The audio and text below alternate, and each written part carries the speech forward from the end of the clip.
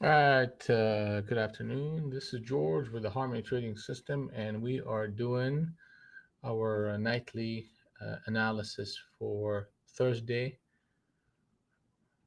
June the 9th. So let's take a quick look here and see what the market has in store for us. It's been a fairly interesting couple of days. So we're going to start with ES. And ES, it's been a lot of people would look at this and say, hey, listen, this is a bull flag. Market is ready for another leg to the upside. Okay, so I mean, I understand, uh, how they would be looking at that and say, okay, well, here you go. That's the flag, and it should resolve itself to the upside. Okay. However, we have this channel, and this is it's channel number two on the downside, and it keeps hitting the top end of that channel and selling off. Every time it gets up to that level and it's a declining resistance. And we're seeing a market that is constantly under pressure with bad news in the market. Now, where did this behavior present itself in the past? It presented itself in the past in March, okay, around March 1st, the first week of March. The market continued to do the same exact thing, and then boom, they dropped to the next leg of that price action. So simply, Globex is opened for tomorrow at 41.20, and about the same time, about the same price that the of today's session. And two things got to happen: either you break above 41.63 and a half, and that will start a sequence of event where you're trading above this channel, and then you're challenging the top end of the channel at 4200, and then price can start to shift personality from purely negative behavior to in transition and building a base for higher prices. Okay, so that's how they would surprise us. I'd rather be on the safe side and outweigh my position on the short side. If we end up breaking anything below 4100, I will get active on rallies as a shorting opportunity, and I will oversize that opportunity toward target number one, which is 4056. Then target number two is about 4,000. Then the market is going to come to this lower levels and start to test and retest that level. The market is mimicking what happened in March, and I'm kind of anticipating that and looking for opportunities below 4100 as an opportunity to go short.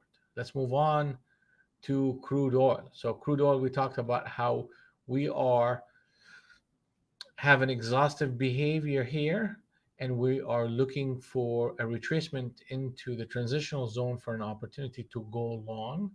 We did not want to go short here because the market is strong on the long side, but it's just too extended for us to take on a trade that is low risk, high probability event.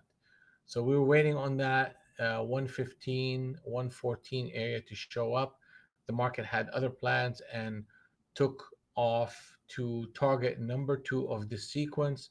Target number two was 123.01, and it literally hit it to the tick and bounced back down.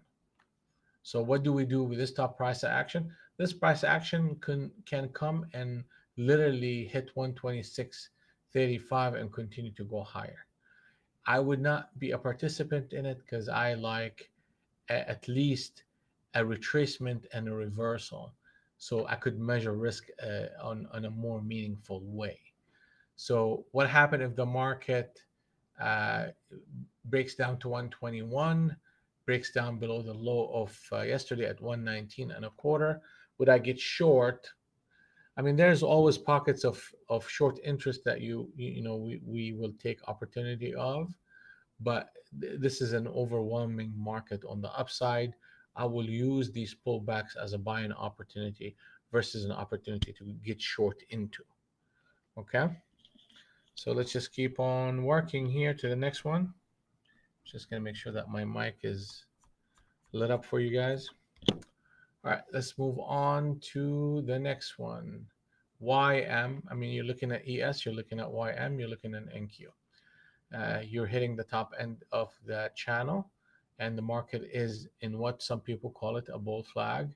I think it's just going to be a retracement to a downside potential. We are looking for target number one out of the sequence. Before we get there, the trigger that will get us to start getting active is 32,802. Once we break that level, I'll start looking for rallies as a shorting opportunity into target number or number 32610. And then after that, you're going to retest 495 into 358. And at that point, mimicking what ES would be doing at that point, coming down to these levels. How would the market surprise me? It will surprise me if we end up at 33,178 right off the bat once the market open tomorrow. Okay, a gap up, a run, and then a test of 33,440, and that will take us to a breakout pattern against channel number two, and then the market can consolidate and build a base for higher prices, and the cloud will shift from negative to a positive. I rather be short than long till the market proves itself. I am looking for the market to prove itself by breaking down before below 32,817, and that will tell me that there is some sellers that are active, and I'll start looking for rallies as a shorting opportunity at that point. Now, we took the ES gold. Yeah, let's take a look at gold here. So gold is a meat grinder right now. Really not much moving. We are in channel number two. We continue to kind of test these highs and come back down.